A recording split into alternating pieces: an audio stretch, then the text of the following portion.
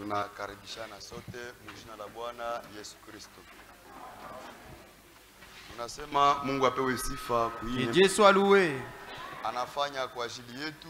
pour tout ce qu'il a fait pour nous. Utuonyesha tena hii pambazuko ya asubuhi, tunasema sifa zimrudi. Pour tout ce que nous avons vu, nous disons que son nom soit loué. Mungu wetu apewe sifa milele. Qu'il soit loué éternellement. Ndio kuko salimio za wandugu. Recevez les salutations des frères. Balisema ni basalimie. Ils m'ont dit de vous saluer. Frère wetu Salomo wa Beni. Le frère Salomon avait dit. Leo iko Kinshasa. Il est à Kinshasa. Alisema ni basalimie. Il m'a dit de vous saluer. Mwingine frère wetu Jahidi wa Un autre Goma. frère, le nôtre Jean Nali Lugo. nipapitia ka salimio nikisahau kuzipana. Lui aussi.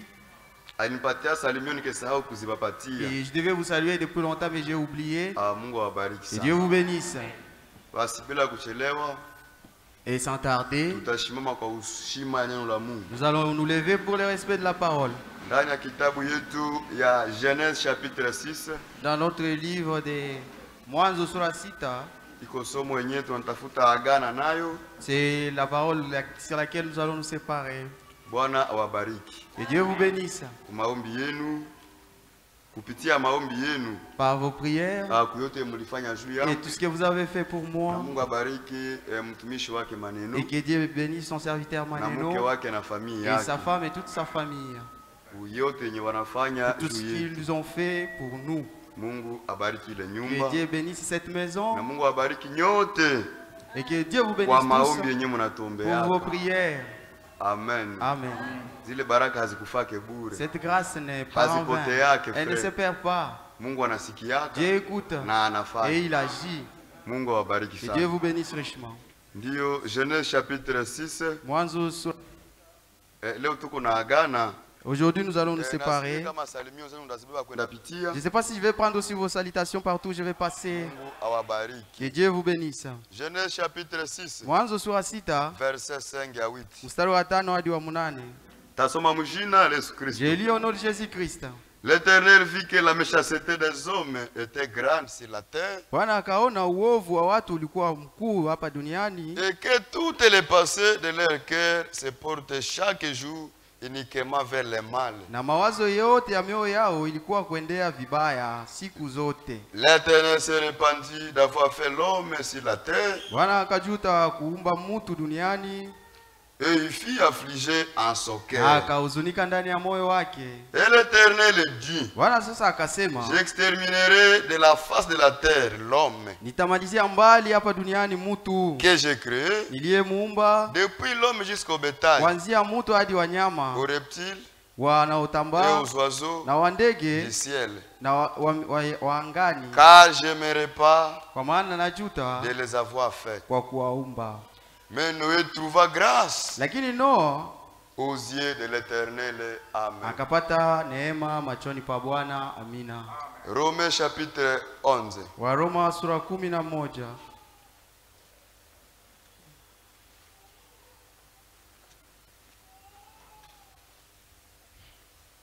Romains chapitre 11, Waroma sura 11 verset 6. mstari wa 6. De même aussi, dans l'état présent, Na japo wakati huyu il y a un reste selon l'élection de la grâce. kuna Amen. wanusu kufuatana na uteulo wa neema. Bwana Mwokozi Yesu Kristo, Dieu notre Sauveur Jésus-Christ, tunasema merci kwa neema yako, nous te disons merci pour ta grâce, kutukubalia kufika mpresence yako. d'avoir permis que nous soyons dans ta présence.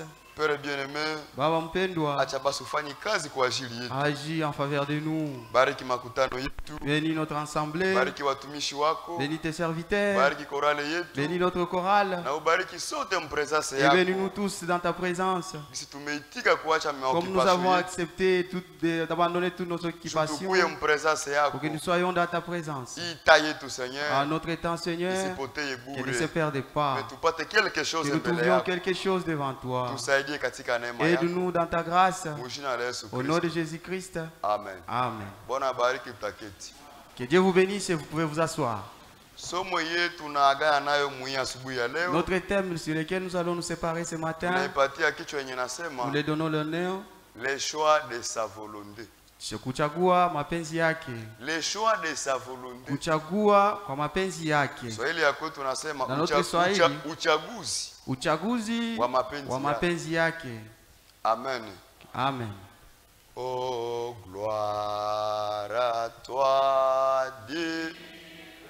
divin Sauveur. Oh, reviens-nous ta toi qui as assez t'a aimé. Oh, reviens-nous tata. Oh oui, reviens. Reviens, Seigneur, vers tes enfants. Nous tantôt que briser les monts. La toucher à sa frère. Seigneur Jésus, où tu abandonnes les trônes, oh, reviens-nous tata. Oh, tu t'es dit, où est fille, oh,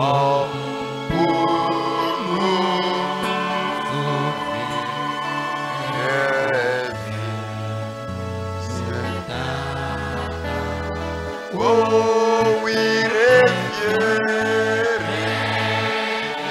reviens, Seigneur,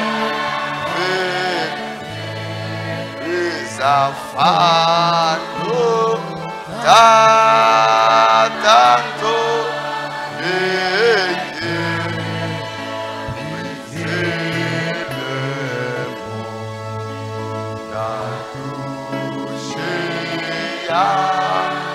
sa frère pour Jésus. Amen. Amen. Bwana apewe sifa Et sana. Dieu soit loué. Psaume verset chapitre 6 Zaburi sura 6 verset 5. mstari wa 5. David anatuambia hapa hivi. David nous dit ceci: Reviens éternel rudia wa milele et délivre mon na âme. uokoe nafsi Et yangu, délivre mon âme. na uokoe nafsi yangu. Rudia tena Reviens Bwana. encore, Éternel, Na uokoe nafsi et yangu. délivre mon âme Mumazaifu. dans mes faiblesses, Mukushindwa. dans mes Mumatatizo. défaites et dans les souffrances, Mumateso. et dans la misère. Rudia tena Reviens, Bwana. Seigneur. Meme ulinisaidiaka. Même si tu m'avais Uviengine aidé, wanisaidiaka. et dans d'autres tu m'as aidé, Mais tena urudie. encore une fois, reviens. Amen. Amen. Na wewe mwambie mwi Et asubuhi. toi, dis-lui ce Seigneur, matin: na mie unirudilie tena. Seigneur, reviens-moi encore. Problème yangu ya mu Mon 2023. problème de 2023, tu en avais fini. Shida yangu ya mu Mon 2023. problème de Nilikuiliaka 2023, ukanisikiaka. j'avais imploré vers toi et tu Na m'avais hiyo écouté. nimeingia ndani Et encore dans Seigneur. celui-ci, Rudia tena unisaidie. reviens et aide-moi.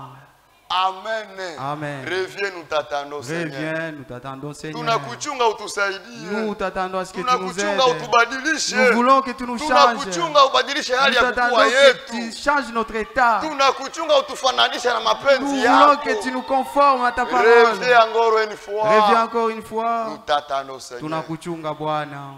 Reviens éternel Rudia wa milele et délivre mon na âme. uokoe nafsi yangu. Sauve-moi Sauve-moi, à cause uniokoe kwa de ta sababu miséricorde. ya mapenzi yako. Ukasema unaniokoa juu ya haki Si tu yangu. me sauves selon ma justice, Haki yangu haitapata nafasi ma mbele justice yangu. n'aura pas de place à ta Na devant kuona toi. yangu mimi nakukosea. Même quand je vois, Na mkusikia mimi nakukosea. en écoutant aussi, je Na t'offense. mkufikiri mimi En nakukosea. réfléchissant aussi, je t'offense. Usiniokoe juu ya haki Ne me yangu. sauve pas à cause de ma Mais justice, uniokoe juu ya rehema mais yangu. sauve-moi par ta miséricorde. Hii probleme niko Le problème nayo. que j'ai, Oh là là. Oh. Usinisaidie kwayo juu ya haki ne me yangu. sauve pas à cause de ma Mais justice, justice. Juu ya haki, juu Mais ya rehema à zako. cause de ta miséricorde, Unisaidie. aide-moi. Hii madhaifu yangu. Mes faiblesses, Unisaidie hayo. aide-moi. Haiko juu ya haki ce n'est yangu. pas parce que je suis juste, Iko juu ya mais rehema à cause zako. de ta miséricorde. Reviens encore une fois. Rudia tena mara ingine Bwana. Amen. Amen. Amen. Amen. Car celui qui meurt Kwa sababu yule anayekufa n'a plus ton souvenir. akukumbuki tena. Qui te louera Nani atakusifu dans le séjour de mort? wakati ameshakufa? Kule mukaburi. Là, dans le séjour de Kule mort, dans les musimetiere. cimetières, Kwenye projet zangu il y zitaishiaka. a mes projets qui finiront. Mipango itaishiaka. Tous mes plans finiront Kule là-bas. kusifu sitaweza. Je ne pourrai plus te louer là-bas. We mwenye uko mgonjwa. Toi qui es malade, Ambia Mungu akupatie afya ya demande à bien. Dieu de te donner la bonne Hautaweza santé. kumusifu na uko muhali ya Parce que tu ne veux pas ugonjwa. louer quand tu es malade. Sema Seigneur. Dis au Mimi Seigneur, maumivu ya magonjwa les yangu. souffrances de cette Nipatie maladie, afya njema. donne-moi la bonne santé. Mimi nasimama napiga Oh, je mikono. tape la Mimi main, nasikia mishipa mais inaruma j'ai des yote. muscles qui font mal. Vitakuwa ye. Comment le ferai-je? Takusifia ye na hii Comment afya je vais te louer mbovu. avec cette maladie? Nipatie afya njema. Donne-moi la bonne Na mimi santé nikuwe na kusifu. pour que je puisse te louer. Leo na kesho. Parce qu'aujourd'hui ou Ama demain, kesho na kesho ou yake. demain ou le Mimi lendemain, naweza ingia je mkaburi. pourrais aller mourir. Kule sitakusifiaka. Là-bas, je ne te louerai pas. Mais sifa yangu Mais mes louanges wako vers toi, ni wakati niko c'est quand je vivant. suis vivant. Njoo nipatie afya ya bien. Donne-moi la bonne santé. Nipatie sande ya bien. Donne-moi une bonne Juu santé niweze kukusifu. pour que je puisse te louer. Amina. Amen. Car Kwa maana celui qui meurt ule n'a anayekufa plus ton souvenir. hakukumbuki tena. Mungu atusaidie Que Dieu sana. nous aide Musande zetu. dans notre santé, Mwafya dans yetu. notre état de santé. Tukuwe na sifu Mungu. Nous louons toujours Dieu. Unajua bien aimé. Vous savez, mes bien-aimés, Mungu murehema zake. notre Dieu, dans sa miséricorde, Akaruhusu waka ukuwake, akepermettre kaukuwake Mungu. il a permis que tu sois homme. Tuko pamoja. Est-ce que nous sommes Mungu ensemble? angekufaka kukuwa ngombe, Dieu ungefaka basi te l'aurait fait comme un bœuf. Mungu angefaka ukuwake muti. Il t'aurait fait un arbre. Ungefaka Mungu. Qu'est-ce que tu lui aurais fait? Mungu angefaka ukuwe muto. Dieu aurait voulu que tu sois seulement une Basi rivière. ungefaka Mungu. Qu'est-ce que tu lui aurais fait? Mais murehema zake. Mais par sa akaruhusu miséricorde, ukuwe muti. il a permis à ce que tu sois Si homme. ni sifa bien aimé. Il faut les louer. Iko ite Il kushukuria. faut rendre grâce pour cela. Ungekuwaka Tu mgomba. aurais été un arbre. Basi ungefaka Mungu. Qu'est-ce que tu lui aurais fait?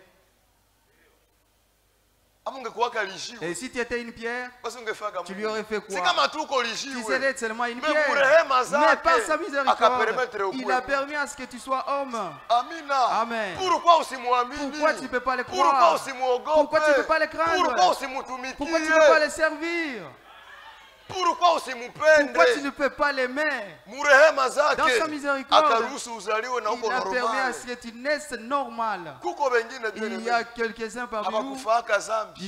il n'avait pas péché. Alizaliwaka na hana akili. Il est né, mais il n'était pas intelligent. Alizaliwaka hana miguu. Il est né, mais sans épied. Alizaliwaka hana Il est né, mikono. mais sans des mains. Na hakufanyaka Mungu. Mais il n'a rien fait à Dieu. Wewe murehema za Toi, Mungu. par la Akaruhusu miséricorde de uzaliwe Dieu, mtu mwenye il a permis à unaenea. ce que tu sois complet. Ukuwe na mikono Que tu aies les yote. deux mains, Ukuwe na miguu tes deux yote. pieds, Na akili yako avec ton bon itumike. sens, Murehema za par Mungu. sa miséricorde. Kuko batu betu tunaonaka huku. Mais il y a frère. des gens que nous voyons ici, Kuna frère. mtu ni mzuri. Tu le vois, un bon Mais homme, akili yake ina- mais il est insensé. Hata umwelezee parole de Dieu. Vous pouvez lui parler la parole de Dieu. Kapasite ya akili yake Sa capacité intellectuelle haimupermettre ne kurezoner. lui permet pas de raisonner.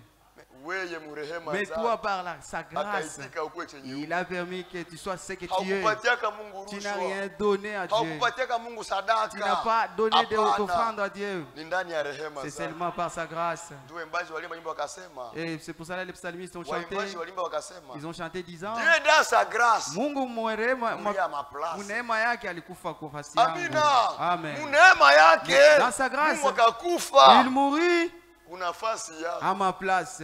Amen. Amen. Même si Et ulizaliwa uko attaque na bon état. tu es né en bon Na uko état. normal. Normalement, Mungu aliona ili haitoshe. Dieu a vu que cela est insuffisant pour que tu le vois. Il a fallu tena akuzale de nouveau. Il a permis à ce qu'il tu naisses de nouveau. Dieu akaambia Nikodemo. C'est pour cela qu'il a dit à Vous Nicodème, devez naître de unapasha nouveau. kuzaliwa kupya. Unapasha uzaliwe Tu dois naître upya. de nouveau. Kama haiko vile Si ce Nikodemo, n'est pas cela, Nicodème, hautaniona. tu ne me verras pas. Mungu Que atusaidie Dieu sana. nous aide. Iko exigence. Ça, c'est une exigence. Iko shurti. Ça, c'est une exigence. Amen. Amen. Nouvelle naissance. Kuzaliwa kupya, Première expérience. c'est la première expérience. Mazoezi ya kwanza. C'est la première expérience. Kuzaliwa mara ya pili. Il faut naître pour la deuxième fois, naître de nouveau. Kama leo mafujo ziko mumakanisa. S'il y a beaucoup de bruit dans les églises, Mavita iko des tourments mubakristo dans leo. les chrétiens, c'est parce que beaucoup de gens sont entrés dans l'assemblement, mais ils n'étaient pas encore nés de nouveau. C'est un problème, ça. Les diacres qui ne se comprennent pas, ils louent un seul Dieu de la chorale, mais ils ne se comprennent pas. Qu'est-ce qu'il y a? Il y a des autres qui sont entrés dans l'assemblement, mais qui n'étaient pas encore nés de nouveau. Zaburi makumi tano inasema, unikusanyishie watumishi wangu waliofanya agano na mimi kupitia sadaka, kupitia zabihu. Amina. Amen. Munikusanyie waaminifu wangu. Rassemblez-moi mes fidèles. Waliofanya agano pamoja na les sacrifices avec moi. Kwa njia ya zabihu. Par les sacrifices. Pale ndio problème. C'est ça le problème. Tuko muta ya rassemblement. Nous sommes dans le temps de rassemblement. Tuko muta ya rassemblement. Nous sommes dans le temps de rassemblement. Na wote benye banaalikwa mu rassemblement. Et tous ceux qui sont invités dans le rassemblement. Condition. La seule condition qui est là, la seule condition, il faut qu'ils aillent d'abord au calvaire. Vous devez d'abord aller à Golgotha. Là, à Golgotha, vous aurez les changements. Là, à Golgotha, vous serez sauvés. Sauvez vos âmes. Et là, lorsque vous serez sauvés, vous pouvez maintenant venir dans l'enseignement. Là, à Golgotha, c'est là qu'il trouve la nouvelle naissance. Vous allez à Kupia. Oui, frère. Ndio ndugu. Vous savez, mes bien-aimés, celui qui n'est pas encore né n'existe pas.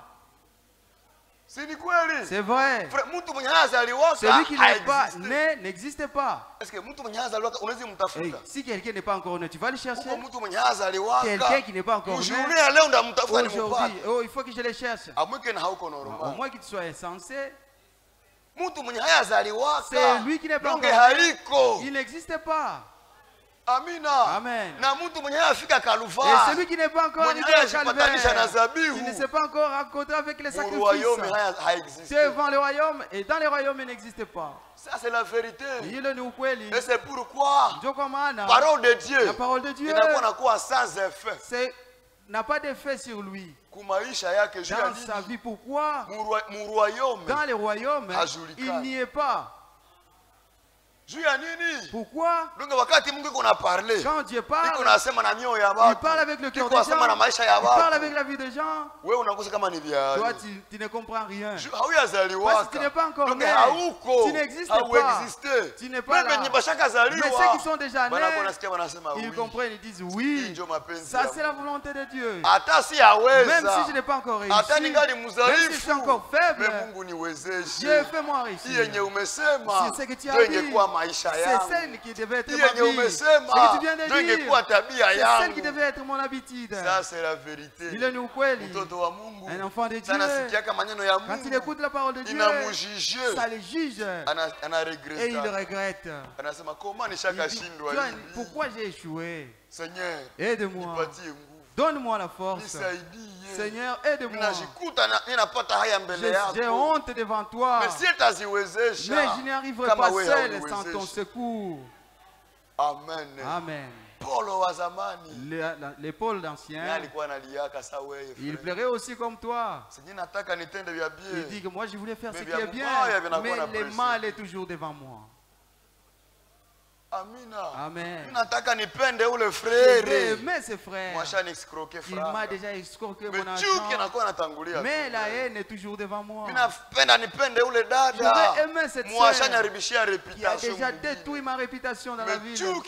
Mais la haine est toujours devant moi. C'est pourquoi Paul a dit, qui peut me sauver avec ce corps mortel? Ce que je veux faire, je ne le fais pas. Mais ce que je ne veux pas, c'est ce que je fais. Oh Seigneur, aide-moi. Quand Dieu a vu que Paul a vécu une vie qu'il ne voulait pas, Dieu l'a aidé. Dieu l'a aidé. Il ne faut pas prier Dieu dans des slogans. Oh Dieu, aide-moi. Oh, on a réprimandé sur l'ivrognerie. Je vais abandonner. Au moins, il faut que cette semaine, que je boive pour la dernière fois. Tu n'as pas encore pris la décision. Ça, c'est la vérité. Dieu veut que nous prenions la décision sur sa parole. Amen. Que Dieu nous aide. Pour ce matin, nous allons parler sur les thèmes. Le choix de sa volonté. Amen. Amen. Nous avons lu dans Genèse. Nous avons vu combien les péchés a tourmenté le monde dans les temps de Noé. Noé pour se sauver, ce n'est pas parce qu'il a prié, ce n'est pas parce qu'il a beaucoup combattu, c'était juste la grâce de Dieu qui l'avait aidé. Voilà pourquoi l'Écriture dit, et Noé trouva grâce akapata aux neema yeux kumacho de l'Éternel. ya wa milele. Et toi aussi, pour t'épargner du jugement de Dieu, pour t'épargner de la souillure de ce monde, pour t'épargner du péché qui se fait ici à Kalemi. Ce n'est pas par ta force, ce n'est pas par ta puissance, ce n'est pas parce que tu as beaucoup prié, non. Tu as eu cette grâce parce que la grâce de Dieu t'a été donnée. Amen. Amen. Comme Dieu a regretté à ce temps-là, lorsqu'il a créé des hommes et ils l'ont tous déçu. Et aujourd'hui encore, Dieu regrette. Il est toujours le même. Il reste le même. Frère Branham dit, si Dieu n'arrive pas à juger le monde d'aujourd'hui, s'il n'arrive pas à juger le mal des États-Unis, Los Angeles d'aujourd'hui, et même les Kalemi d'aujourd'hui, et le monde entier, si Dieu ne les juge pas, les mauvais de ce temps, dit, il sera obligé de ressusciter les gens d'ancien temps, ce qu'ils avaient détruit dans le temps de Sodome, ce qu'ils avaient détruit dans le temps de Sodome, et ce qu'il a détruit dans le temps de Noé. Il nous a dit, réveillez-vous et pardonnez-moi. J'étais pressé. Les gens de l'ancien temps, j'ai échoué. C'est que Dieu ne peut pas faire ça. Il est toujours le même. S'il ne juge pas le monde aujourd'hui, s'il ne juge pas les incroyants d'aujourd'hui, s'il ne fait pas perdre les incrédules d'aujourd'hui, ceux qui avaient été détruits dans le temps de Noé, ceux qui étaient détruits par le feu dans le temps de Sodome, ils seraient obligés de les réveiller et de les demander pardon. J'étais pressé. Les gens du temps de la fin, j'ai échoué comment les juger. Amen. Amen. Comme Dieu a jugé le premier monde, comme Dieu a jugé dans l'ancien temps, et il a sauvé les justes, et aujourd'hui il fait la même chose. Amen. Voilà pourquoi l'Écriture dit, celui qui croit en lui n'est pas jugé, celui qui ne croit pas est dans le jugement. Même si tu achètes la parcelle à Kinshasa, tu es dans le jugement. Même si tu achètes un avion, tu es dans le jugement. Même si tu avais n'importe quel travail, tu es dans le jugement. Si tu n'es pas encore, si tu n'as pas encore cru le Jésus-Christ. Amen. De même aussi maintenant. Oh là là. Oh là là. Dans cet état présent, c'est l'élection de Dieu, c'est l'élection de sa grâce. Il y a encore un reste. Amina. Amen. Dans la grâce, il a protégé Noé. Il a gardé Noé dans le mal de ce temps. Dans sa grâce, il a donné la force à Noé de s'épargner du mal, du péché de ce temps-là. Et aujourd'hui, dans cet état présent, il y a encore un reste. kuko na baki ya watu il y a un reste wenye Mungu iko na protéger, que Dieu protège, wenye Mungu iko na que chunga, Dieu garde, juu basichafuke pour mwe qu'ils ne se suivent pas dans ces temps, basiingie mu mambo ya qu'ils n'entrent ulimwengu, pas dans les choses du monde. parce que frère bien Parce que aimé, ndugu, Dieu va juger le monde Dieu, Mungu atahukumu dunia par les témoins. kufuatana na washuhuda. Inaomba ukuwe vrai témoin. Il faut que tu sois un vrai témoin. Unakuwa vrai témoin. Il faut que tu sois un vrai témoin wa Mungu. de Dieu. Amina. Amen. Mungu aliprotéger Noé. Dieu a protégé Noé. Akamuzuiza na mabaya yote. Il a épargné de tout le mal. Nimesema haiko nguvu ya Noé. J'ai dit que ce n'est pas dans la Dieu force de Noé qu'il avait aidé. Haiko kushikaza ya Ce n'est Noé. pas par les efforts de Noé. Kulipaka wengine wao mfort. Parce qu'il y avait ceux qui étaient forts à Wengine ce watu temps. babie. Il y avait des hommes bien Ba à son matendo ya temps mzuri qui faisaient des walikuwa bonnes choses wakati ya Noé. dans le temps de Noé. Mais neema ya Mungu haikubapewa. Mais la grâce de Dieu ne les était Mais pas wewe na donnée. mie. Mais toi et Ni moi, wakati ya mwisho. dans l'ancien, dans ce Neema ya Mungu temps, nous tuliipewa. avons réussi la grâce de Dieu. Frère hatukuitafuta. Nous ne l'avons pas cherché. Hatukuinégocier. Nous n'avons pas négocié pour Frère Branham cela. anatuambia, Parce que Frère Branham nous dit, on ne peut pas négocier la grâce de Dieu. hatuwezi kuongelea juu ya kupata On ne neema ya peut pas Mungu. négocier. Hatuwezi kunégocier. Na hawezi iuzisha. Oh, tu peux pas Na hawezi ombea vendre, mtu mwingine. ni demander pour quelqu'un. Neema ya Mungu. La grâce de Juu Dieu ya wokovu. pour le salut Inastawi kumkono ya Mungu. est toujours dans la main de Dieu. Amen. Amen. Ndani ya Jean chapitre 15. Yohane sura 15. Jean chapitre 15. Yohane 15. Oh là là. Verset 16. Mstari wa 16. Ce n'est pas vous qui m'avez choisi. Haiko nyinyi mlionichagua mimi, Mais moi. lakini mimi Je vous ai choisi. Et niliowachagua je vous ai établi. na niliwaweka. Amina. Amen. Haiko siye. Ce n'est pas Ndio nous tulichaguaka qui avons choisi Dieu. Haiko siye. Ce n'est pas Ndio nous tulimutafutaka. qui l'avons cherché. Mais ni yeye. Mais c'est lui. Ndani ya neema Bah, yake. dans sa grâce. Waimbaji walituimbia Les wakasema, psalmistes ont chanté Mungu disant, ndani ya neema Dieu yake dans sa grâce, alikufa kuna nafasi il yangu. mourit à notre place. Mungu ndani ya neema Dieu dans yake sa grâce akaniokoa. m'a sauvé. Mungu ndani ya neema Dieu dans yake sa grâce akanisamehea. m'a pardonné. Amina. Amen. Ndio nasema haiko Il a dit, nyie. ce n'est pas Ndio vous qui mlinitafutaka. m'avez cherché, Mais ni mie. mais c'est moi Ndio qui niliwatafuta. vous ai cherché. Na Et nikabaweka. je vous ai établi. Amina. Amen. Mungu Et Dieu atusaidie. nous aide. Et c'est pourquoi Na ndio kwa maana akasema, il a dit, kondoo zangu mes brebis hazitapoteaka ne se kama. perdront jamais. Ça c'est la vérité. Il nous kweli, Iko na veille il veille juu ya ame zetu. sur nos âmes. Iko na veille Il veille juu ya safari yetu. sur notre marche.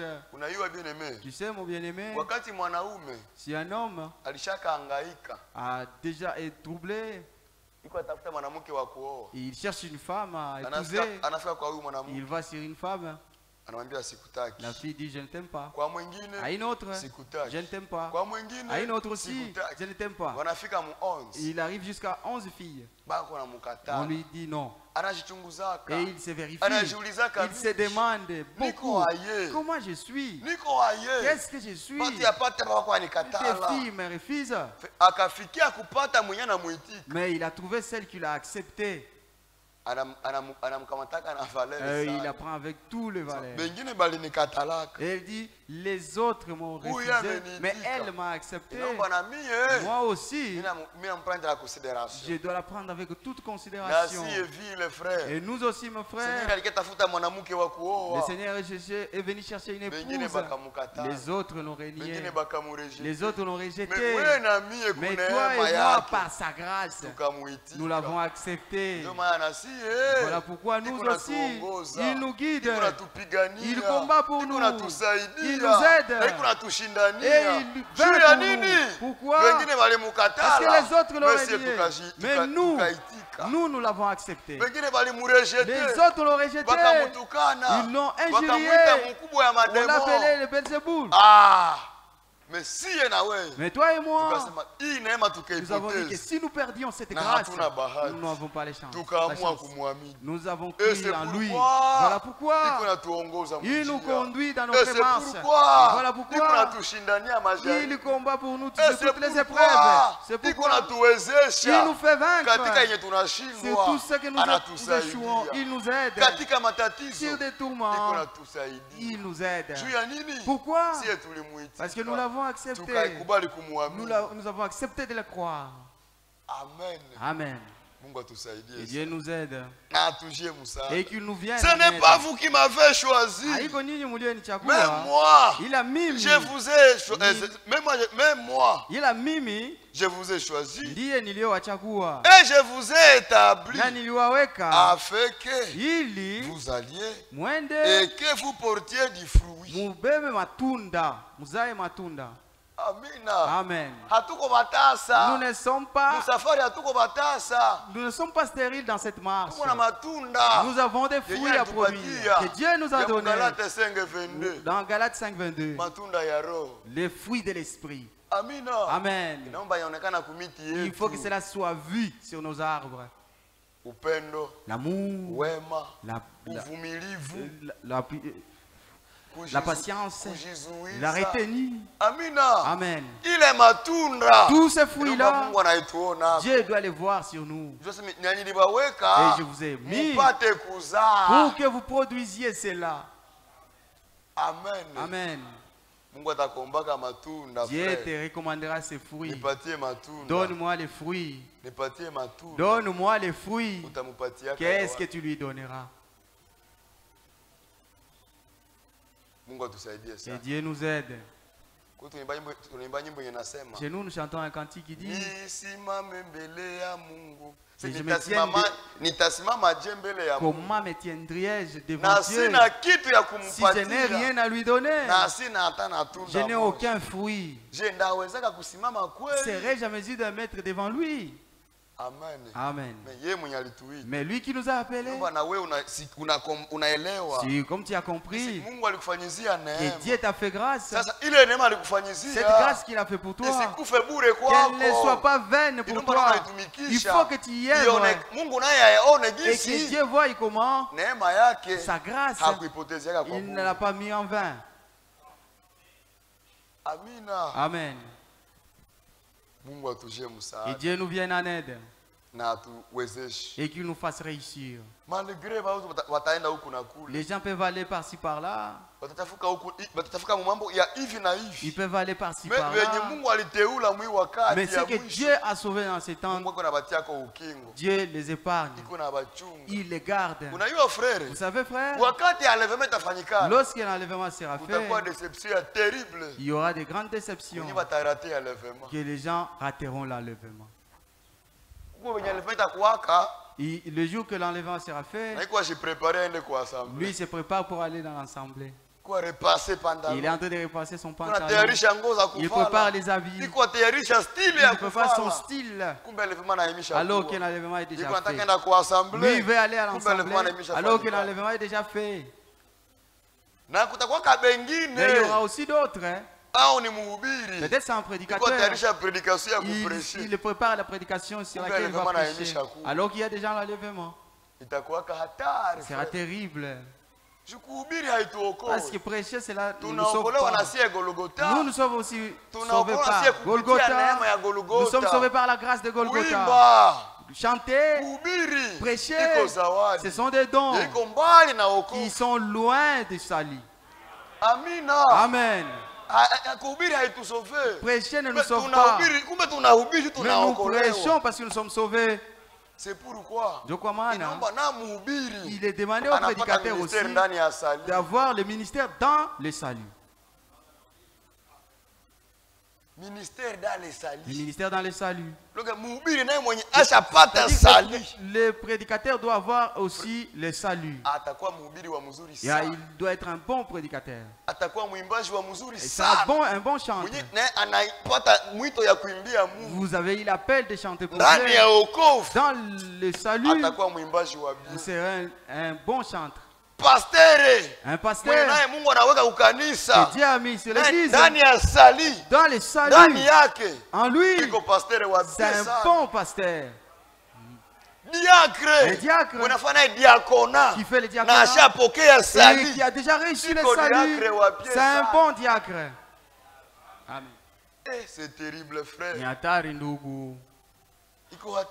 C'est terrible.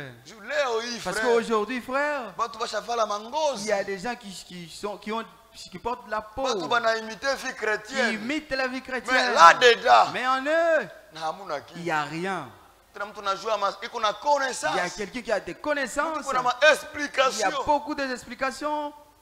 Ne prenons pas cette habitude des pharisiens. Jésus a dit aux pharisiens, lorsqu'ils sont venus attaquer le Seigneur, et ils ont dit, pourquoi tes disciples mangent sans laver leurs mains? Jésus a dit, ce n'est pas ce qui entre, il y a un problème, c'est ce qui sort dans le cœur. C'est ça qui suit. Amen. Vous avez un problème. Au lieu d'aider votre cœur, vous tenez sur les rythmes des anciens temps. Ne soyons pas les chrétiens des habitudes qui prennent des habitudes de l'ancien temps. Nous devons être les croyants bibliques. Amen. Et Dieu nous aide. Et qu'il nous vienne en aide. Et que votre fruit demain a fait que ce que vous demanderez au Père à mon nom, il vous les donne. Ce que je vous commande, ce que je vous commande, c'est de vous aimer les uns les autres. Amen. Amina. Amen. Ce que je vous commande, aimez-vous les uns les autres. Ça, c'est ça le problème, frère. Nous sommes le peuple élu de Dieu. Nous sommes le peuple aimé par Dieu. Mais nous sommes différents des autres églises. Nous sommes différents des autres gens. Parce que nous représentons Christ dans cette ville de Calémie. Comment moi je peux être un prédicateur et toi tu es un autre prédicateur, mais nous ne comprenons pas. Nous travaillons pour un seul Dieu vraiment. Tu es un diacre et l'autre là c'est un diacre, mais vous ne vous comprenez pas. Comment ça? Tu es un chanteur, tu chantes pour Dieu et l'autre aussi chante pour Dieu, mais vous ne vous comprenez pas. Vous deux, vous êtes appelés au salut. Et Dieu nous aide. Vous connaîtrez la vérité et la vérité vous affranchira. Lorsque vous connaîtrez la vérité elle-même vous affranchira. Nous savons la vérité dans nos cœurs. Que nous n'ayons pas seulement des versets dans nos têtes avec des citations, mais que la vérité soit réelle dans nos vies. Amen. Que Dieu nous aide. Vous savez, frère bien-aimé, dans les temps que nous vivons, il y avait un ministère promis. Selon Malachie 4:5. Selon Malachie 4:5. Au premier verset, Dieu annonce un jugement. Dieu annonce un jugement. Voici le jour vient. Angalia siku inafika. Inawaka kama tanuru ya moto. Tous les ôtés wote et tous les orgueilleux wale wote wa kiburi watakuwa kama majifu. Amen. Amen. Mais pour vous, lakini nyinyi naogopa jina yangu, utakuwa uwaki juu yenu, le soleil de la justice illuminera sur vous, le soleil de la justice ni Bwana Yesu Kristo, le soleil de la justice ni neno la Mungu, parole de Dieu. Neno la Mungu, à travers la parole, nous sommes illuminés, nous sommes éclairés. Amen. Par la parole de Dieu, nous avons la lumière. Nous ne vivons plus dans les ténèbres. Nous ne sommes pas de ceux qui se retirent pour se perdre. Amen. Nous ne sommes pas de ceux qui se retirent pour se perdre, mais de ceux qui ont la foi pour sauver les âmes. Nous ne sommes parmi ceux qui ont la foi pour sauver leur âme. De ceux qui ont la foi. De ceux qui ont la foi. Pour sauver nos âmes. Tu as quoi nafsi zao? Nous ne sommes pas les enfants de la perdition.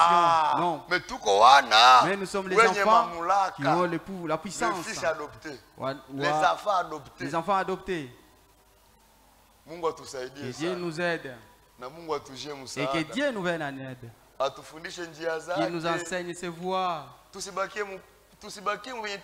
nous ne restions pas dans ce que nous sommes. Restez sur la voie. Restez sur la voie et voyez et demandez qu'est-ce qui s'est passé dans les temps. Si tu es croyant, aujourd'hui tu n'es pas la première personne. Il y en a eu aussi d'autres qui ont crié avant. Amen. Jérémie dit, même si tu as beaucoup dansé, même si tu as beaucoup prêché, même si tu as beaucoup sillonné, même si tu as beaucoup chanté pour Dieu, arrête-toi d'abord et regarde. Et regarde la fondation. Regarde là où tu passes. Si, comment tu marches? Amen. On dirait de peur que tu ne tires sur un mur. Tenez-vous sur la voie. Amen. Et voyez et demandez qu'est-ce qui s'est passé dans le temps. Amen. Et toi prédicateur, et toi tiens-toi et demande-toi cette prédication que je prêche. Nous sommes dans le temps. Dieu a suscité Paul ou Pierre. S'il venait dans cette assemblée, Pierre écoute la prédication prêchée ici. Et il dirait que cette prédication, c'était la nôtre. C'était comme la nôtre à Pentecôte. Nous sommes dans le temps de restauration. Voici, je vous avouerai. Élie le prophète. Avant que ce jour-là arrive, ce jour grand et redoutable. Avant qu'il arrive, je vous avouerai premièrement le prophète. Et il ramènera le cœur des enfants vers leur père. Le père que je ne vais frapper le pays d'interdit. Élie le prophète, Dieu lui a donné le message de la restauration. Nous avons la parole de la restauration. Parce que nous sommes dans le temps de correction. Ce n'est pas seulement dans les enseignements, même dans nos vies. Ce que nous avions fait que nous ne savions pas. Lorsque la parole nous corrige, nous prenons la décision de les abandonner. C'est que nous avions prêché des gens que nous ne savions pas. Et lorsque la parole corrige, nous disons non, on abandonne ceci. Nous ne savions pas. Quand la vérité avance, il faut avancer. Amen. Amen. Que Dieu nous aide. C'est pourquoi Paul dit, nous connaissons en partie. Les peu que je connais, les peu que Frère Zako connaît, moi je fais ma partie et je laisse ma part là. Dieu inspire encore Frère Zako dans une autre manière et il continue. Et là où il s'arrêtera, quelqu'un d'autre que Dieu a donné au-delà de Frère Zako, il vient, il augmente encore. C'est ça l'œuvre, d'édifier le corps de Christ. Amen. C'est pour ça que tout ministère a le travail d'édifier et de... Amen. Il a fait ces 5 ministères pour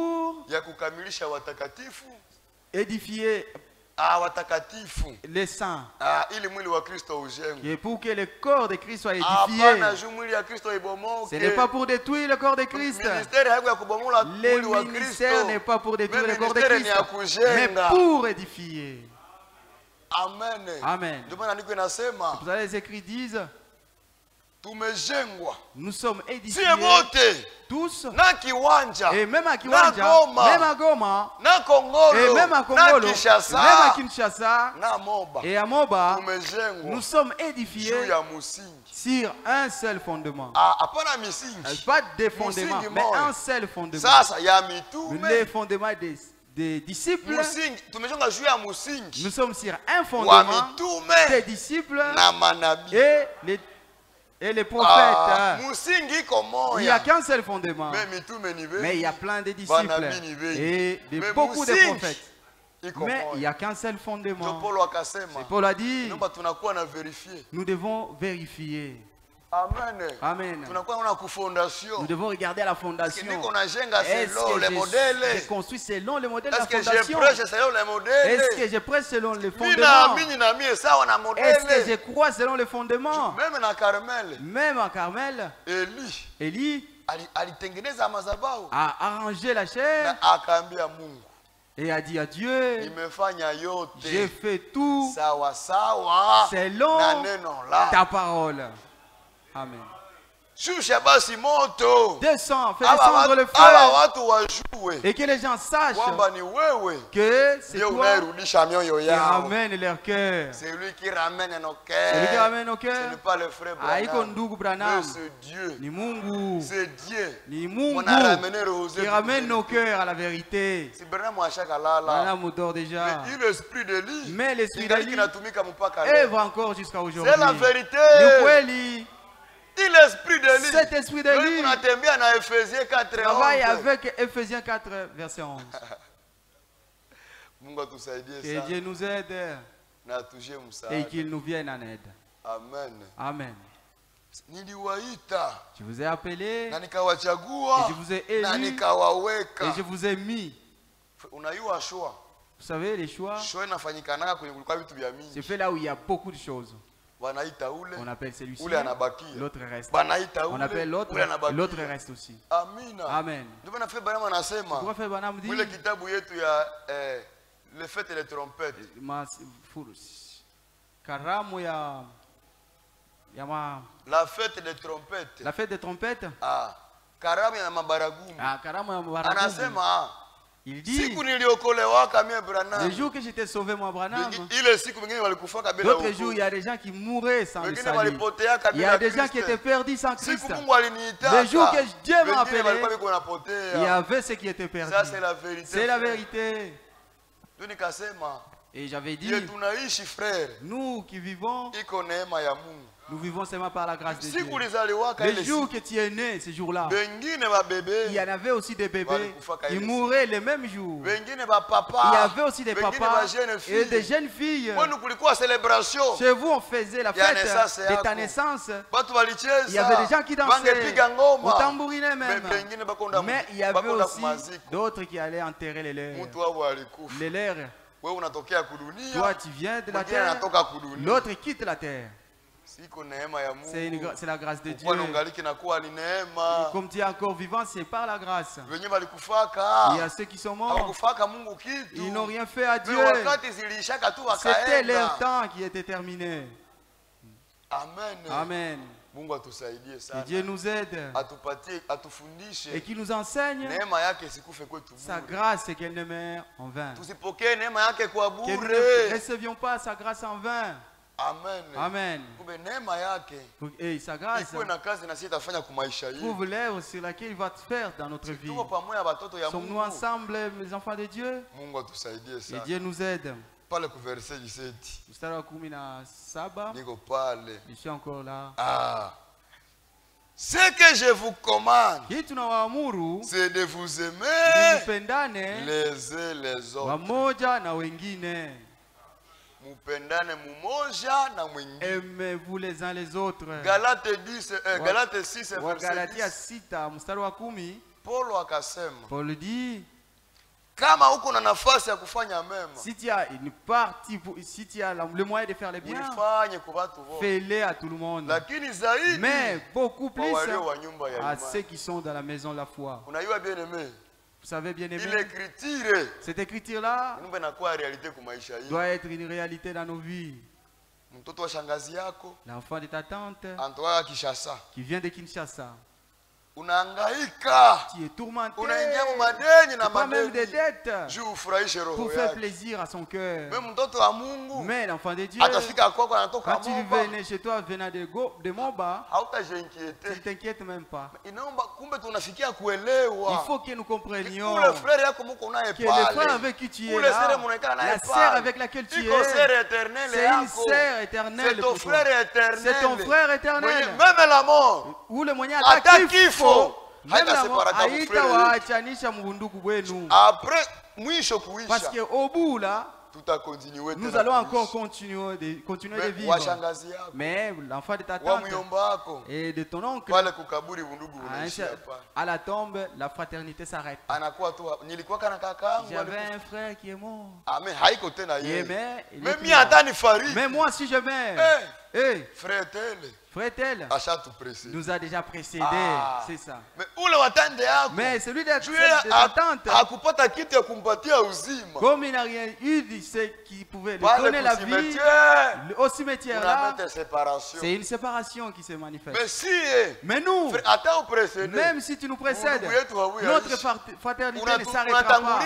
Tu nous précèdes seulement. Après l'état, nous allons encore nous rencontrer ensemble. Que Dieu nous donne la grâce. Vous savez bien aimé, ce temps, les gens ne prennent pas la parole au sérieux.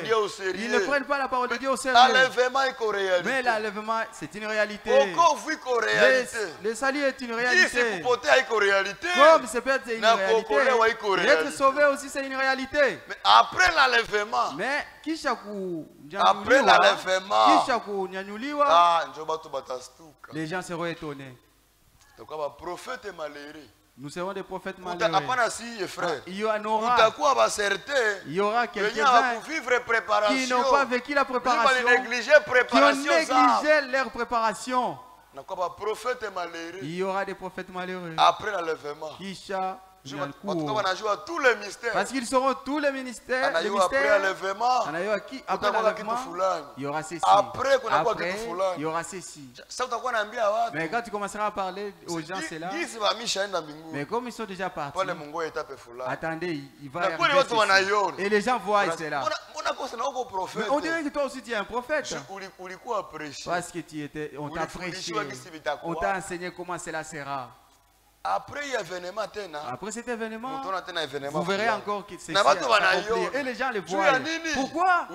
Parce qu'on t'a enseigné. Tu es devenu un prophète malheureux. Même si tu conduis les gens, il n'y a rien de salut. C'est aujourd'hui qu'il faut regretter. C'est aujourd'hui qu'il faut travailler pour Dieu. C'est aujourd'hui qu'il faut plaire à Dieu. C'est aujourd'hui qu'il faut croire en Dieu.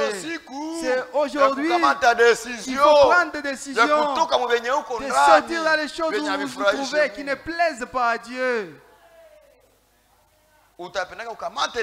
Tu voudras bien prendre une décision, mais il n'y aura plus de la grâce. Parce qu'après la grâce, le Dieu là ne sauvera plus. Aujourd'hui, il est capable de sauver, d'aider n'importe qui. Amen. D'échanger n'importe qui. De pardonner n'importe quel péché. Mais après la grâce, c'est fini. Dieu aussi échoue de pardonner. Aujourd'hui, il laisse les gens qu'ils arrangent leur vie, qu'ils arrangent tout dans la voie de Dieu. Dieu est bon. Il laisse le temps à l'homme.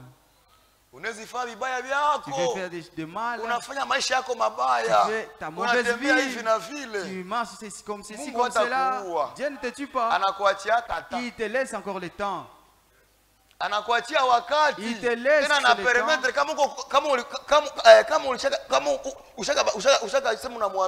Il te laisse le temps même si tu lui dis que tu as cru. Il permet la prédication. Parle de ta mauvaise vie pour qu'il voie si tu vas changer ou Dieu ne peut pas juger quelqu'un avant de l'avertir.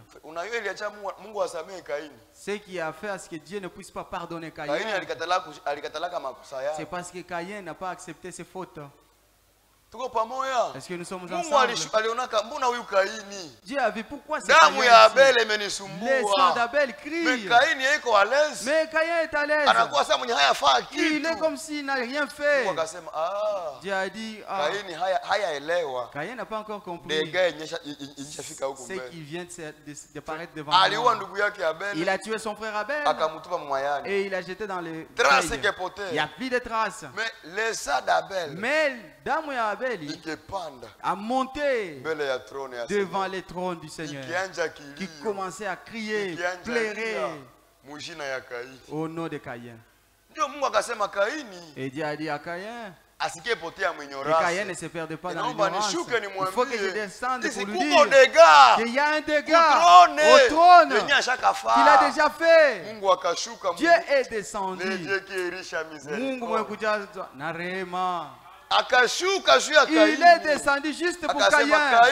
Et il a dit, Caïn, même si tu fais semblant, le sang crie. Le sang pleure. Et il n'écrit pas aucun autre nom, mais sur le tien, Caïn. Amen. Mais avant que Caïn entre dans ce péché, Dieu voulait l'épargner. Dieu voulait l'empêcher de faire cela. Il a dit à Caïn, comme ta face est compliquée, je vois que devant toi, le péché toque à ta porte, à la porte de ton cœur. Mais efforce-toi, donne-toi la force de vaincre ce mal. Mais Caïn a échoué. Dieu commençait d'abord à l'avertir. Et c'est pourquoi, frère, comme l'écrit dit, 1 Pierre 3 verset 18, avant que Jésus ne ressuscite, il est descendu d'abord dans la fournaise. Il s'est monté d'abord sur les âmes qui sont morts, ceux qui étaient sauvés et ceux qui étaient perdus. Lorsqu'il a vu Abraham, on vit cela, ils ont loué. Ils ont dit que notre espérance, notre foi n'était pas vaine. Et il pouvait entrer dans la chambre de Caïn. Il pouvait dire à Caïn, Caïn, est-ce que j'ai un problème avec ton sang? Caïn pouvait dire, tu es innocent. Tu es innocent. Tu m'avais averti avant que je ne tue mon frère. Tu m'avais montré comment vaincre parce que le péché tapait à la porte. Mais je me suis oublié. J'ai fait semblant. J'ai fait semblant. Et maintenant, Seigneur, il pouvait dire, Caïn pouvait dire à Dieu, tout est possible à toi, Seigneur. Libère-moi dans ce mal. Et le Seigneur pouvait lui répondre, moi aussi j'ai le pouvoir de sauver. C'est lui qui a encore la chair. Mais si tu arrives déjà ici, c'est fini pour toi. Ça c'est la vérité. Caïn, oh, tu regrettes. Mais il regrette. Ce regret-là, Caïn, si tu l'aurais ce jour-là, le jour que je t'avais parlé, tu ne serais pas ici. L'amertume que tu manifestes, les larmes que tu montres, si tu aurais pleuré ce jour-là, lorsque tu avais écouté ma prédication sur tes mal, sur tes péchés, tu as fait semblant. Si tu aurais pleuré ce jour-là, tu ne serais pas ici. Si je savais. Si je savais. Ce jour-là, j'aurais dû réparer ma vie. Ce jour-là, j'aurais dû croire. Ce jour-là, j'aurais dû être baptisé. Mais ici, il n'y a plus de baptême. Ici, il n'y a pas de prédication. Oh là là. Mais Caïn pouvait dire au Seigneur, tu es innocent. Pour mon sang, tu es innocent. Tu m'avais averti plusieurs fois, mais j'avais fait semblant. Et n'allez au Téna, Dieu te dit, mon frère, dans ce que tu te trouves là, il faut que tu sortes, il n'y a plus le temps. Ma soeur, là où tu te trouves, quitte ces choses, il n'y a plus le temps. Si tu as offensé Dieu, arrange avec Dieu. Si tu as offensé Dieu, arrange avec Dieu. Et si tu as offensé quelqu'un, arrange avec cet homme. Mais le temps, il n'y en a plus. Ça, c'est la vérité. Il est nous kweli. Nous sommes dans les temps que chacun de nous, que sa lampe doit être prête. Comme frère Frank dit, il dit peut-être c'est la dernière année celle-ci. Peut-être. Il n'a pas dit que c'est cette année qui est la dernière, mais il dit que c'est peut-être. Il se pourrait dans cette année où nous entrons, peut être la dernière. Elle peut être la dernière. La dernière année d'être ici-bas sur la terre. Oh là là. Oh là là. Que Dieu nous aide et qu'il nous fasse à ce que nous soyons prêts. Que nos lampes aient de l'huile. Que nous ne soyons pas des vierges folles. Lorsque l'épouse ira dans l'enlèvement, tu commences à chercher de l'huile. Vivre la parole de Dieu. Et il y a de l'huile pour les voyages. Le Saint-Esprit. C'est ça le manifeste pour notre enlèvement. Tu n'iras pas dans l'enlèvement parce que tu étais prédicateur. Tu ne seras pas enlevé parce que tu chantais bien. Tu n'iras pas à l'enlèvement parce que tu étais interprète. Tu ne seras pas enlevé parce que tu étais pasteur dans une grande assemblée. Tu seras enlevé parce que tu as combattu pour avoir le manifeste. Et notre manifeste, c'est le Saint-Esprit. Ni Rome Takatifu. Et on a dit à Frère Branham, lorsqu'il est arrivé à cette porte, c'est l'amour que tu as prêché. C'est le Saint-Esprit que tu as prêché. Et on ne peut pas entrer ici si on ne l'a pas.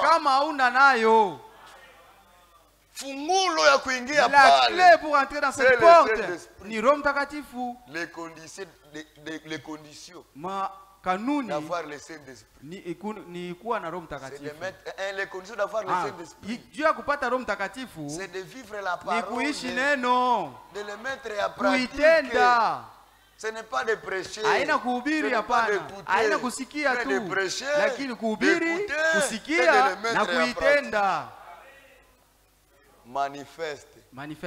Déception. Il y aura une grande déception.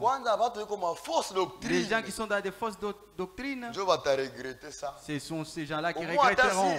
Au moins nous, si tu rateras, si moi je raterai, mais je sais qu'il y aura certains qui dans notre sainte doctrine, il y a de tels qui sont partis. Amen. Mais dans la fausse doctrine, même les pasteurs seront là. Même le prédicateur restera. Parce que Dieu ne veut pas sceller une erreur. Amen. Amen. Et Frère Frank dit, avec les gens que nous parlons avec eux, ils disent nous déranger avec le ministère des Waldes de France. Mais pourquoi Frère Branham, lorsqu'il est entré dans la 6e dimension, Frère Branham lorsque Frère Branham est entré dans la 6e dimension, il a trouvé là-bas des frères qui n'avaient pas écouté l'enseignement. Tous les croyants des gens baptisés qui étaient baptisés dans le temps de Jean-Baptiste, qui sont morts dans le temps des gens, étaient sauvés sans problème. Et ils sont des époux. Et lorsque la vérité, lorsque Paul est venu, lorsque les apôtres sont venus, ont donné la lumière à la vérité, ils ont appelé Ils ont rappelé aux disciples. Les disciples qui étaient restés. Des Jean-Baptiste. Mais rappelez-vous. Jean vous prêchait disant. Ne croyez pas en moi. Mais croyez à celui qui vient derrière moi. C'est Christ. Lorsqu'ils ont entendu cela, ils ont dit donc la vérité. La vérité avance. Nous devons avancer avec elle. Ils étaient rebaptisés. Amen. Mais ceux qui sont morts dans les temps des gens, c'est l'épouse sans doute. Oh Ndougou, quand vous dérangez les gens avec le ministère de l'enseignement, les gens qui Branham a croisé dans la 6e dimension. Allez les appeler pour qu'ils viennent écouter l'enseignement. Dieu ne t'occupe pas de toi. Dieu te montre ses voies et il te laisse la décision. Vous n'allez pas rester dans les oui, vous n'allez pas prendre ce qui est de Dieu. Dieu ne veut pas accepter que quelqu'un se perde avant qu'il n'écoute. Amen. Amen. Le frère dit que le ministère de Matthieu 24-45 et il y a la préparation de l'épouse. Tout juste après et après seulement son ministère, après promesse à ministère, après la promesse de son ministère, Matthieu 25. Il vient maintenant Matthieu 25. Voici l'époux. Angalia bibi harusi. Sortez aller à Sarako. Comment allons-nous les rencontrer? Chaque épouse vierge préparera sa lampe. Mais les autres, ils n'auront pas de l'huile et la lampe va s'éteindre. Elles n'avaient pas de l'huile. Que Dieu nous aide. Le sujet de ce message, le but de ce message, c'est pour préparer l'épouse. Vous savez, bien aimé, tous ceux qui ont cru à l'œuvre de la croix ont la vie éternelle. Tous sont des appelés. Matthieu 24, verset. Matthieu 22, non, Matthieu 22, verset 14. Beaucoup sont appelés, mais les élus sont moins nombreux. Tous ceux qui ont crié à la croix sont appelés à la vie. Mais pour ceux qui sont appelés, il y a aussi un groupe qui était retiré, qui sont des élus. Même nous, frères, nous avons crié à l'œuvre de la croix. Nous ne serons pas justifiés sans croire à l'œuvre de Golgotha. Et maintenant, le message de ce temps, Dieu l'a envoyé avec Frère Branham pour préparer l'épouse afin d'aller dans l'enlèvement. Les messages ne nous donnent pas la vie éternelle. Nous avons reçu la vie éternelle à Golgotha. Mais les messages nous préparent pour l'enlèvement. Amen. Tu peux croire à l'œuvre de la croix, mais tu refuses de croire à le message de l'air. Moi je crois que Jésus est mort pour moi. Et pour ceux qui est d'être baptisé, moi je ne m'occupe pas trop. Ce qui est des Branham ou des Franck, je ne m'en occupe pas. Tu veux être un juste dans le message. Tu es juste dans le message. Il y a eu la justice à la croix. Mais quand tu ne crois pas le message de l'air, tu ne peux pas être une épouse. Oui, frère. Oui, même si tu crois à la croix, tu as la vie éternelle. Parce que tu as cru au message à la croix. Et tu t'épargneras de tout mal. Là, tu as la vie de Dieu. Mais pour être l'épouse, il te faut encore une autre grâce de Dieu. Que tu comprennes le message de ton temps. Et si tu crois au message de ton temps, crois aussi à la croix. Et si tu ne crois pas à la croix, tu es perdu. Si tu crois au message de l'air, moi je crois au message de l'air, comme mais je ne crois pas à la croix. Là, le message ne te donne pas la vie. La vie d'abord, c'est à l'œuvre de la croix. Et le message vient te préparer pour l'enlèvement. Mais le message ne te donne pas la vie. Nous trouvons la vie à la croix. Nous sommes nés là-bas d'abord. Nous avons la nouvelle naissance. Nous sommes de nouvelles créatures à Golgotha. Amen. Amen. Amen. Tous ceux qui sont appelés dans le rassemblement, Dieu demande d'abord qu'ils aillent se croiser avec lui. Qu'ils se croisent d'abord avec l'œuvre, qu'ils soient nés là-bas, qu'ils aient la vie, et puis qu'ils viennent vivre la préparation. Si tu es dans le rassemblement, alors que tu n'es pas encore né, tu vas amener des bruits dans le rassemblement. Nous sommes dans l'accomplissement des psaumes Makubitano. Mstari wa 6. Rassemble-moi mes fidèles. Nikusanyie waaminifu wangu waliofanya agano na mimi kupitia sadaka. Amen. Nous avons fait l'alliance avec Dieu par les sacrifices sur la croix. Nous avons fait souffrir nos corps. L'ancienne vie disparaît. Nous faisons tomber nos volontés. Amen. Et ce sont ces gens-là qui sont appelés dans les rassemblements pour se préparer. Si tu tombes seulement dans le rassemblement, tu auras la connaissance, tu auras une bonne connaissance et tu sauras ceci, cela. Tu peux même être un homme de prière, mais ni roya kidini. Il y a des gens qui ont l'esprit religieux. Frère Franck nous dit, le problème, ce n'est pas de faire sortir les gens du monde, mais de faire sortir ce qui est du monde. Le problème, ce n'est pas de faire sortir dans les dénominations, dans les religions, mais c'est des choses de là qui doivent sortir en toi. Amen.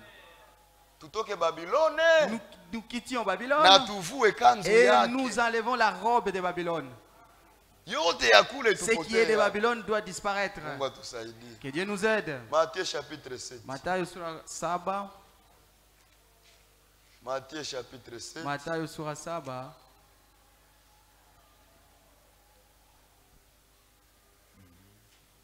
Ok, verset 21. Mstari wa 21. Ceux qui me disent Seigneur, Seigneur, wote wanaoniita Bwana Bwana n'entreront pas tous dans les royaumes. Hawataingia wote mu ufalme wa mbinguni. Mais seulement bali celui qui fait la volonté ule anayefanya mapenzi de mon Père ya Baba yangu qui est dans les cieux. Aliye mbinguni. Ce n'est pas tous qui appellent Seigneur, Seigneur, qui parlent en parole du Seigneur, qui monteront. Mais c'est seulement ceux qui vivront la volonté de Dieu. Ma sœur, mon frère, je t'exhorte ce matin, au lieu d'haïr des gens, au moins qu'on t'haïsse toi. Au lieu de parler de mal des autres, il faut qu'on parle en mal de toi. Au lieu de garder des rancines vers les autres, il faut qu'il y ait des rancines envers toi. Parce que l'Écriture dit, garde ton cœur dans la pureté, parce que le temps est proche. Des choses inutiles, frère, ne puisse pas faire que ton travail soit vain. C'est la fin qui sera couronnée. C'est la fin qui sera couronnée. Même si tu as chanté pour Dieu combien d'années, même si tu as prêché dans tant d'années, à la fin, qu'il y ait des complications, tout ton temps que tu as passé devient inutile. C'est pourquoi frère, même si au début tu étais faible, c'est ainsi à la fin tu dois être fort. Parce que c'est à la fin que Dieu va compter les dégâts que tu as fait. Les dégâts que tu as fait au début, mon frère. Si tu fais de bonnes choses et que tu réformes tes voies, Dieu t'accueillera encore. Et il te mettra dans la voie et il te fera réussir. Parce que lui, il a besoin de la fin. Amen. Amen. Amen. Au lieu d'haïr, il faut qu'on t'haïsse. Au lieu que tu parles du mal des autres, il faut qu'on parle du mal de toi. Au lieu que tu gardes des rancines, il faut que les gens gardent des rancines sur toi. Garde ton cœur dans la pureté. Et Proverbe dit, garde ton cœur plus que toute autre chose. Parce qu'en elle, en lui, il y a les sources de vie. Amen. Amen. Amen. Que Dieu nous aide. C'est dangereux. Aujourd'hui, c'est comme si c'était léger. Mais lorsque les gens vivront la vérité, ils regretteront. Lorsque tu entendras, il n'y a plus déjà à Goma. Les frères d'Ouvira sont déjà partis. Les frères, les sœurs parmi nous ne se voient plus, ne se laissent plus voir sur la terre. Et la sœur telle est partie. Il y aura une grande déception. Et les gens entreront dans l'esprit de message. Et comment? Que nous fassions comment? Il y aura des autres. Si ce sera le jour où nous nous réunissons, ils se trouveront ici à l'assemblée. C'est vrai. Et pourquoi on ne débute pas l'église? Oh, alors qu'il y a déjà l'enlèvement. C'est vrai, cela se fera. Isaya 14:14. Dieu dit, tout ce que j'ai décidé arrivera. Amen. Il a décidé. Ce qu'il a décidé. Et il a dit à Habakkuk. Écrit les prophéties. Si elle tarde, kama hii unabii inagawia, ce que tu dois faire Habakkuk. Yeye unapasha kufanya wewe Habakkuk. Ce n'est pas reculer. Hapana kurudia nyuma. Hapana kutoka munjia. Atala. Chunga. Car la prophétie. Kwa sababu ile unabii itatimilika tu. Ça accomplira. C'est ça la plus grande des promesses. Notre espérance. Notre espoir. C'est l'accomplissement de Yohane 14:2. Je vais vous préparer une place. Je reviendrai. Je vous prendrai avec moi. Afin que là où je suis, vous y soyez là. Ça c'est notre espérance, la plus grande de toutes. Que si l'homme raté, ça ne sera pas deux fois, ça sera une seule fois. Et c'est tout. Mais Noé trouva grâce aux yeux de l'Éternel. De même aussi, dans cet état présent, il y a encore un reste. Kuko tena mabaki. Il y a encore un reste. Mungu akubariki. Amen. Tafsiri Muswahili ya bien. Kuko tena mabaki. Il y a un reste. Yenye Mungu anaprotéger. Que Dieu garde. Yenye Mungu anasécuriser. Que Dieu sécurise. Yenye Mungu iko natia kwa ukingo. Que Dieu protège. Pour qu'il ne soit pas embrayé. Tuko pamoja. Et sommes-nous ensemble? Mungu atusaidie. Que Dieu nous aide. Verset 22. Plusieurs me diront à ce jour-là, Seigneur, Bwana, n'avons-nous pas prophétisé par ton nom? Ce sont des prophètes des dons qui prophétisent les vies des gens, ceux qui sont dans des chambres de prière. Il y a même des prédicateurs. Parce que tous les prédicateurs du Nouveau Testament sont des prophètes. Amen. Nous prophétisons sur vos vies. C'est vrai, frère. Un prédicateur qui vient de Kasumbalesa, il ne connaît pas ta vie, mais il parle du dossier de ta vie ici ouvertement. Et il te dit comment t'en débarrasser. Et tu dis que ce frère, Dieu l'a envoyé pour moi. Il a prophétisé sur ta vie et il a aidé ta maison. Et ici, je suis en train de parler. Il y aura des prédicateurs qui n'auront pas la chance d'aller dans l'enlèvement. Ils prêchaient ce qu'ils ne vivaient pas. Et c'est facile de prêcher l'amour alors que tu ne la vis pas. C'est facile de prêcher les gens l'amour, mais toi tu vis la haine. C'est facile de prêcher aux gens la patience, mais toi-même tu n'es pas patient. C'est facile de prêcher les gens la vie de prière, mais toi-même tu ne pries même pas. C'est facile de dire amen à la parole, mais toi tu ne la vis pas. C'est facile de se réjouir du message, mais toi tu ne vis pas selon ce qui est le message dit. Les choses importantes, ce n'est pas prêcher, haina kuhubiri, ce n'est pas écouter, haina kusikia, c'est de les mettre ni kutenda. Amina. Amen. Mungu atusaidie. Dieu nous aide. Bien-aimé. Ndugu. Kisi Caïn. Comme Caïn. Angepatia ka Seigneur raison. Vous pouvez donner au Seigneur des raisons à propos de sa vie. Tu as raison. Bwana uko na haki. Tu es innocent. Hauna na mambo. Hauna hatia kwa damu yangu. Tu es innocent sur ma vie. Ufika yangu. Parce que si je suis arrivé ici, tu m'avais averti que j'abandonne la mauvaise voie. Et aujourd'hui encore, c'est lui qui ratera l'enlèvement. Ne pourra pas. Ce même jour, il saura pourquoi il n'était pas enlevé. Oh, si je n'étais pas enlevé, c'est à cause de ceci. C'est à cause de mes caprices ici. C'est à cause de mes habitudes qui m'ont fait à ce que je rate l'enlèvement. Que Dieu nous donne la grâce.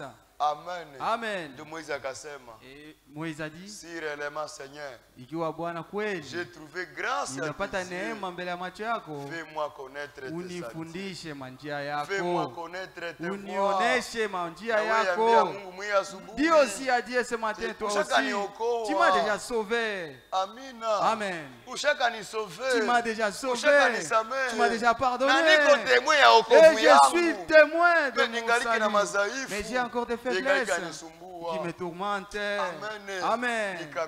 Et fais-moi. Rends-moi parfait. Amen. Amina. Amen. Nous sommes sauvés, c'est vrai. Lorsque nous avions cru au Seigneur, nous étions sauvés. Nous étions sauvés. Mais nous ne sommes pas parfaits. Nous avons encore des faiblesses. Mais il faut prier Dieu. Il ne faut pas prier que Dieu vous sauve. Il nous a déjà sauvés.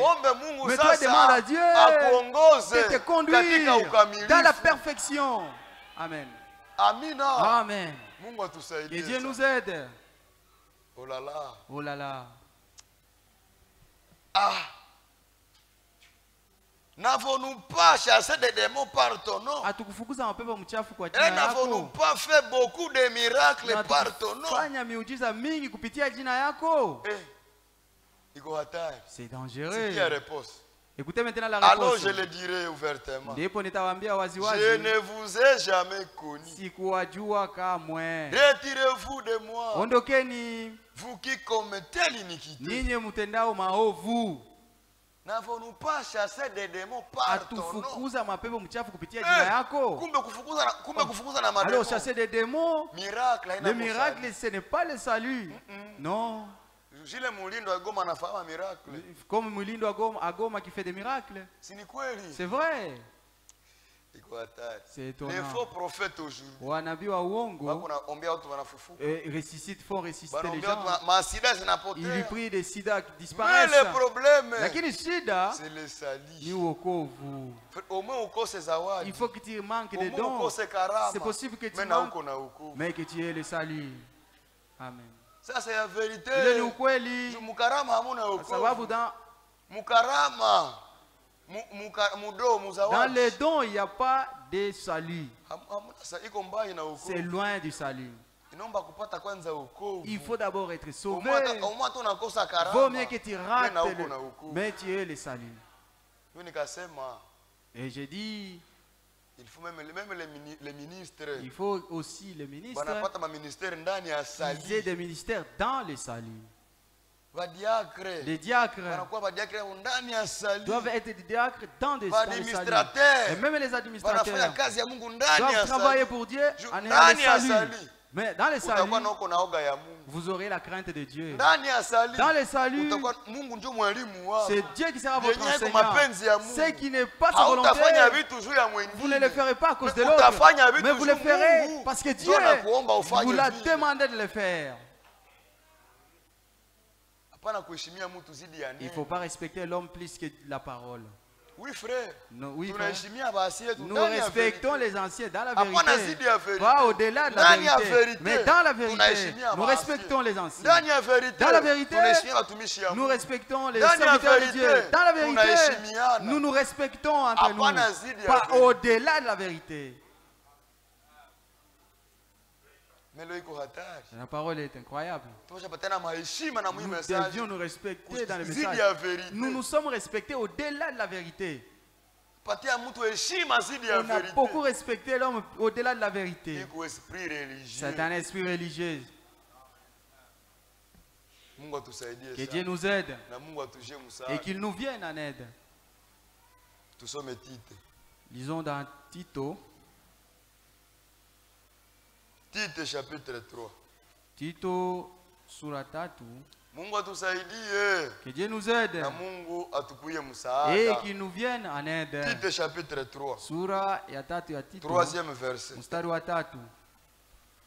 Car maana nous aussi, sisi pia, nous étions autrefois insensés, tulikuwa hatuna akili, désobéissants, tulikuwa waasi, égarés, tulikuwa wenye kudanganywa, oh là là, à servir à toute espèce na tukienda kwa kila hali de convoitise et de volupté, ya tamaa, vivant dans la méchanceté na kuishi muovu et dans la vie na usuda, digne d'être haï, tukiwa na kustahili kuchukizwa, kuchukia. Amina. Amen.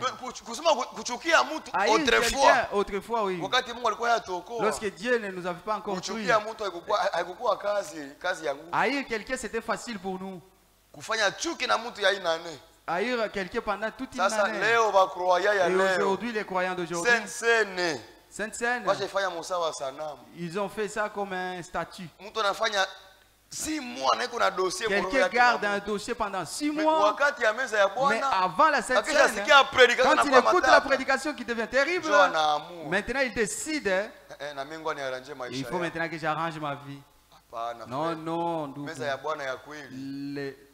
la vraie Sainte Seine, c'est la parole de Dieu. C'est quand on la prêche, c'est ça la vraie Sainte Seine. L'autre est là, faites ceci en mémoire de moi. Mais ceci c'est tous les jours.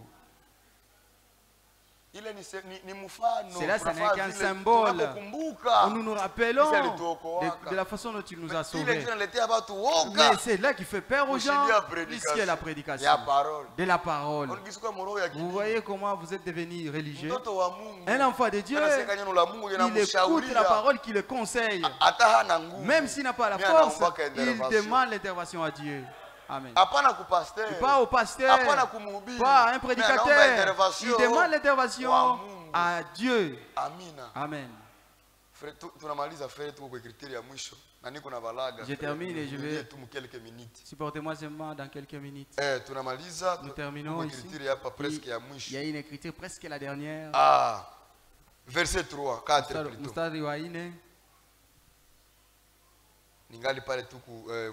Verset 4. Mais lorsque la bonté de Dieu, notre Sauveur, et son amour pour les hommes ont été manifestés, il nous a sauvés.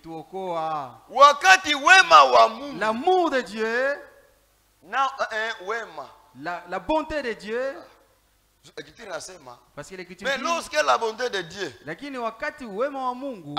notre Sauveur, et son amour pour les hommes ont été manifestés. La bonté de Dieu et son amour étaient manifestés. Il nous a sauvés. Il t'a sauvé, frère. Sœur, il t'a sauvé aussi. C'est par sa grâce. Je suis ce que je suis. C'est par sa grâce. C'est par sa grâce et son amour. Amen. Amen. Et il nous a sauvés. Non à cause des œuvres de justice que nous aurions faites, mais selon sa miséricorde, par les bains de la régénération et le renouvellement du Saint-Esprit. Verset 6. Il l'a répandu sur nous avec abondance par Jésus-Christ, notre Sauveur, afin que, justifié par sa grâce, nous devenions héritiers dans l'espérance de la vie éternelle. Nous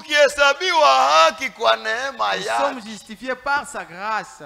Amen. Nous sommes justifiés par la grâce de Dieu. Ce n'est pas par nos œuvres. Amen.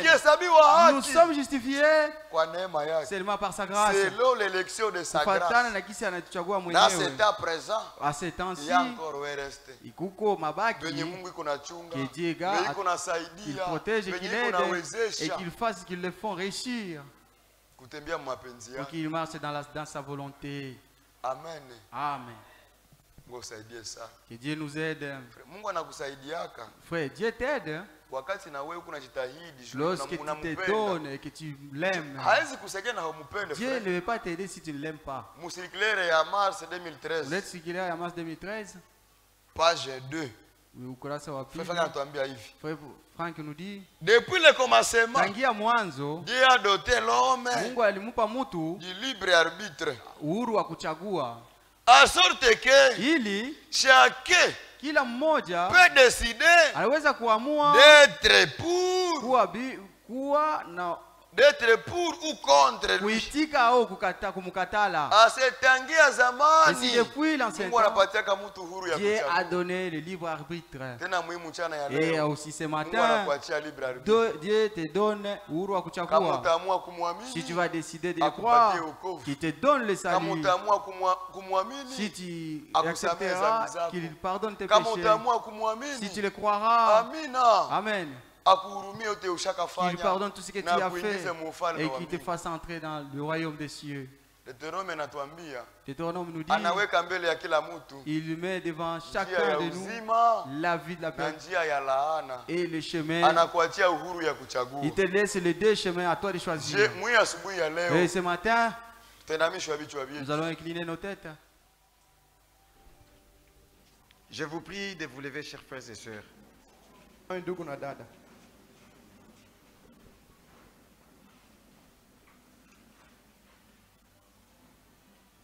Pendant presque 2 heures, Dieu vient de nous parler au travers de la prédication de ce matin.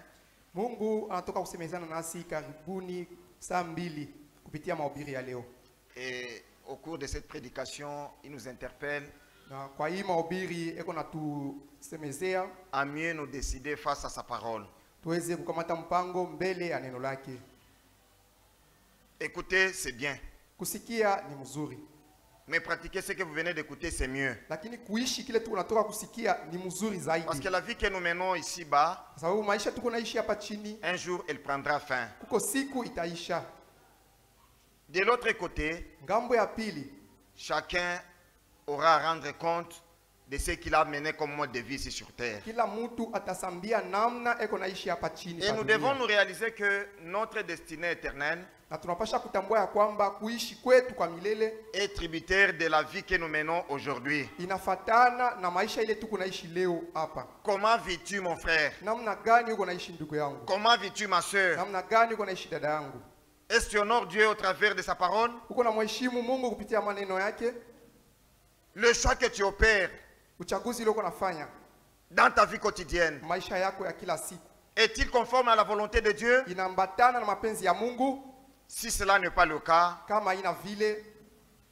il y a encore un secours permanent ce matin. C'est notre Seigneur Jésus-Christ. Peu importe tout ce que vous ayez fait, mais lui t'étend sa main de secours. Il ne veut pas de ta perte, mais il veut que tu mènes une vie pouvant te mener jusqu'à l'enlèvement. C'est pourquoi nous allons tous élever nos voix dans la prière, demandant à ce que Dieu nous secoue, afin que nous menions des choix minutieux selon sa parole. Que ce qui n'est pas conforme à sa parole, que ça ne fasse pas l'objet de notre adoration. Que ça ne fasse pas l'objet de notre vie. Mais que nous vivions que selon ce que Dieu dit. J'entends sa douce voix. Jésus, je viens à toi. Je viens, ô Sauveur, lavez-moi dans le sang de la croix. Jésus, roi des rois, qui mourit pour moi. Je vais mourir avec toi,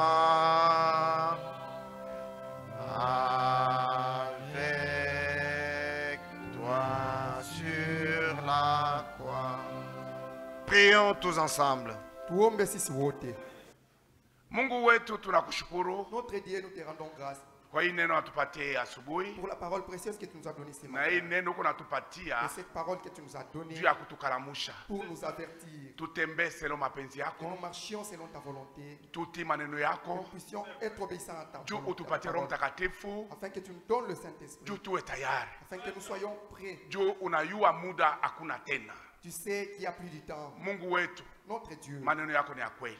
ta parole est véritable. Kitu tunakuomba Ce que nous te demandons, que utusaidie tu nous viennes en aide. tuishi hii neno, Que nous puissions vivre ta parole. Que nous tuitumikie. puissions la pratiquer. Mungu wetu, Notre Dieu, inaandikwa il est écrit, bila weye sans toi, hatutaweza nous kitu. ne pouvons rien. Basi we mwenye neno Ainsi, toi qui es l'auteur de cette parole, utusaidie accorde-nous la grâce tuishi hii neno de pouvoir pratiquer cette parole. na Que tuitumikie. nous puissions la mettre en pratique. Mungu wetu, aksanti. Notre Dieu, nous te disons merci. Bariki mtumishi wako ulimwitizie asubuhi, Bénis ton serviteur que tu as utilisé ce matin. anapoteza nguvu, Il a perdu la force. umurudishie nguvu. Puisses-tu lui rendre. Bariki masikio lisikie neno. Bénis toute oreille qui a écouté cette parole. Tunakushukuru Nous te disons hata merci. munjia ya kurudia Même sur notre chemin de uende vie, na kila mmoja wetu va avec chacun de nous. na umfikishe salama kwenye Que anaenda. chacun arrive en paix là où il va. Tunakushukuru katika yote, Nous te disons merci en toutes choses. mu jina la Yesu Kristo, C'est au nom de Jésus-Christ. amen.